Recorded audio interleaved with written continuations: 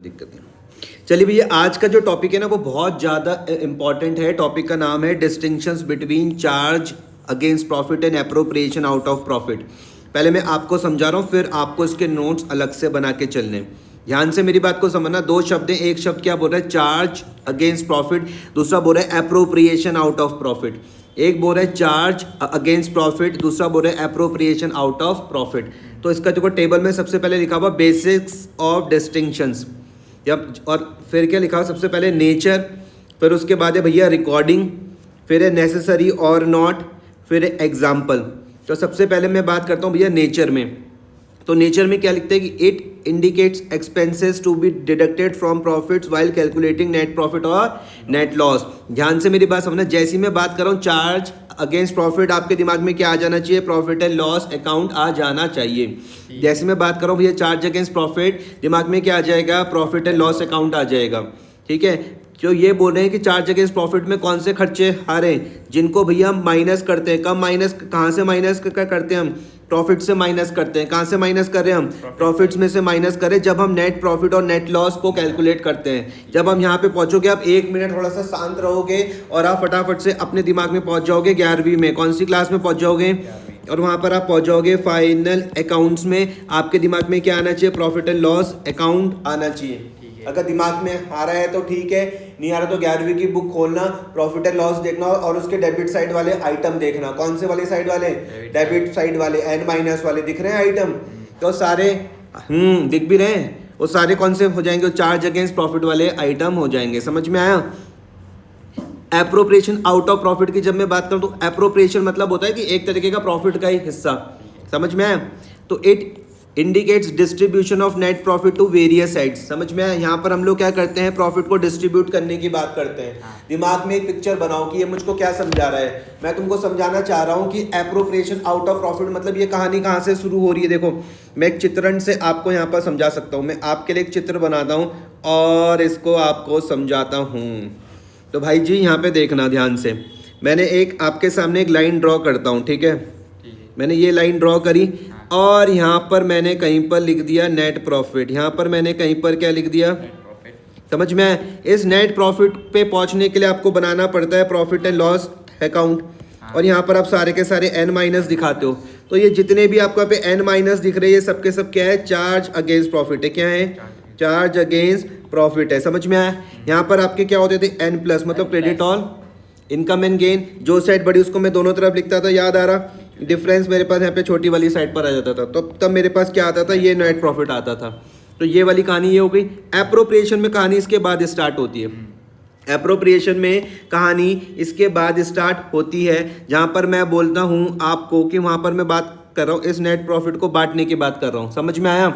Appropriation में मैं इस नेट प्रॉफिट को बांटने की बात कर रहा हूँ। जैसे तुम मुझे बोलोगे भैया कैसे कैसे बांट सकते हैं? मैंने कहा भैया हम लोग क्या कर सकते हैं? पार्टनर को सैलरी दे सकते हैं, हम लोग इंटरेस्ट ऑन कैपिटल दे सकते हैं, हम लोग पैसा रिजर्व में ट्रांसफर कर सकते हैं। समझ में आई बात या नहीं आ रही?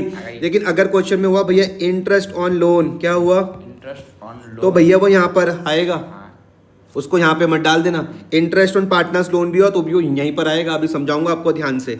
तो ध्यान से यहाँ पर समझो कि मैंने क्या समझाया आपको। यहाँ पर चार्ज अगेंस्ट प्रॉफिट में बता दिया, एप्रोप्रिएशन आउट ऑफ प्रॉफिट बता दिया। कभी भूल भी जाओ तो एक लाइन खींच के बीच में समझ लेना कि यहाँ तक की बारी क्या आ रही? चार्ज अगेंस्ट प्रॉफिट, उसके बाद एप्रोप्रिएशन आउट ऑफ प्रॉफिट।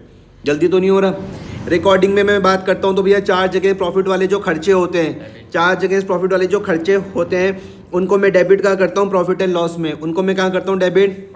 काय का रूल लगता है? एन माइनस का रूल लगता है। काय का रूल लगता है? एन माइनस का रूल लगता है। जैसे तुमने देखा डेबिट, तो तुम बोल रहे हो भैया काय का रूल लग रहा?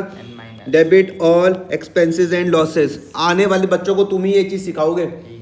समझ में आया? मैं बोलूँगा जरा इनको एन माइनस बता दो, एन प्लस बता दो, इनको चार्ज अगेंस्ट प्रॉफिट बता दो, एप्रोप्रिएशन आउट ऑफ प्रॉफिट बता दो, तब तुमको ये चीज़ समझानी है। एप्रोप्रिएशन आउट ऑफ प्रॉफिट में क्या हो रहा है? It is debited to profit and loss account. ये कहाँ पे डेबिट हो रहा?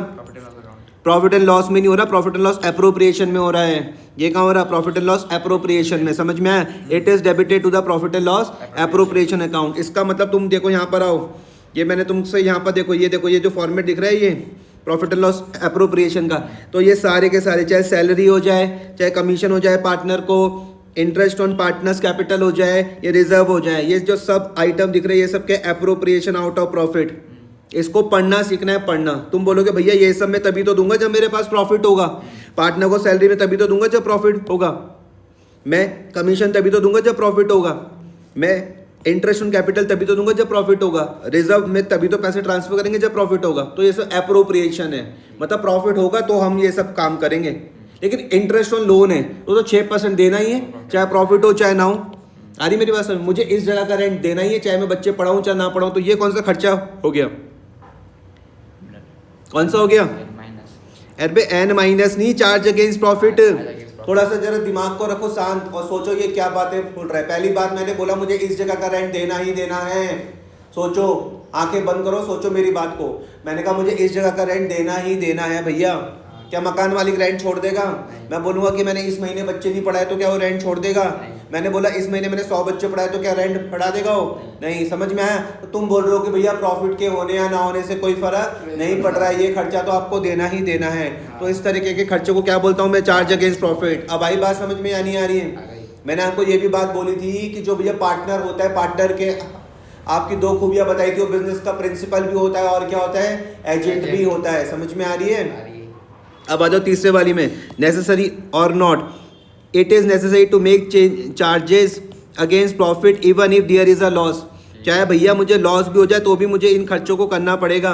जैसे कि मैंने बोला भैया मुझको रेंट तो पे करना ही पड़ेगा। अगर ध्यान से मेरी बात समझो, हम दोनों पार्टनर हैं। इमेजिन करो कि आप और मैं कौन है? पार्टनर है। इसका मतलब जैसी मैंने ये वाली बात बोली, हम बिजनेस के प्रिंसिपल हैं, एजेंट हैं, बिल्कुल है। लेकिन सपोज करते हैं कि हमने एक मैनेजर रखा हुआ, हमने क्या रखा हुआ? मैनेजर। उसको क्या देनी है हमने?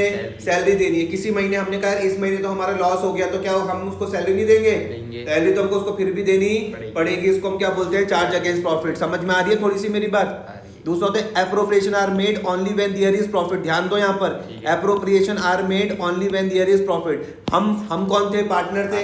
हम बिजनेस के प्रिंसिपल भी हैं, एजेंट भी हैं। हमको भैया सैलरी तभी मिलेगी जब प्रॉफिट होगा।